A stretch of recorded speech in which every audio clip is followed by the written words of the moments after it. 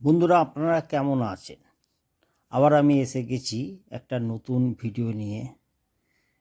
কামদেবপুর রামকৃষ্ণ আশ্রম, এটা পশ্চিমবাংলায় হুগলি জেলায় চিনসুরায় অবস্থিত।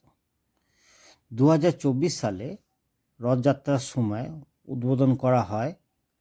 এটি শান্ত, নতুন, পরিবেশপূর্ণ আধ্যাত্মিক কেন্দ্র। এটি ভক্তদের জন্য একটি জনপ্রিয় স্থান, যেখানে শ্রীরামকৃষ্ণ এবং মা সারদা দেবীর মন্দির রয়েছে। হাওড়া থেকে যদি বন্ধুরা ট্রেনে করে আসেন, তাহলে আপনাকে নামতে হবে চুঁচুড়া রেলওয়ে স্টেশন। ওখান থেকে 10 থেকে 15 মিনিটের রাস্তা। টোটোওয়ালাকে বলবেন, ওনারা নিয়ে আসবে। সুগন্ধা থেকে বাঁদিকে গেলেই, কিছুটা গেলেই দেখতে পাবেন রামকৃষ্ণ মা সারদা দেবীর বোর্ড লাগানো আছে। জাস্ট বাঁদিকেই আপনি দেখতে পাবেন আশ্রমের গেট।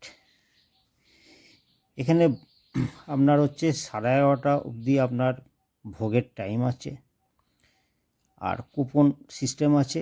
কুপনের রেট হচ্ছে আপনার 50 টাকা। ভিজিটিং আওয়ার্স আছে সকাল 6টা থেকে 11:30, বিকেল 4টে থেকে 9টায়।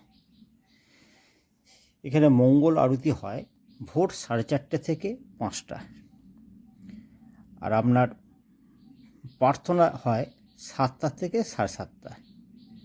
আর সন্ধ্যের দিকে আপনার আরতি হয় 5:30 থেকে 6:30।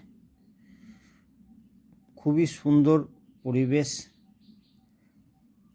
আপনারা এলে খুব ভালো লাগবে। এবং সংসারের অশান্তি, কোলাহল থেকে, লোকালয় থেকে তো একদিনের জন্য আপনারা সকালে আসুন, সারাদিন থাকুন এখানটা আপনার ভোগ থেকে আরম্ভ করে খুবই ভালো লাগে। এবং লাইব্রেরি আছে।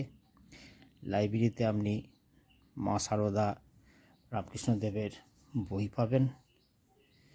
আর পরিবেশটা খুব ভালো, সময় পাস হয়ে যাবে। যদি ভালো লাগে একটু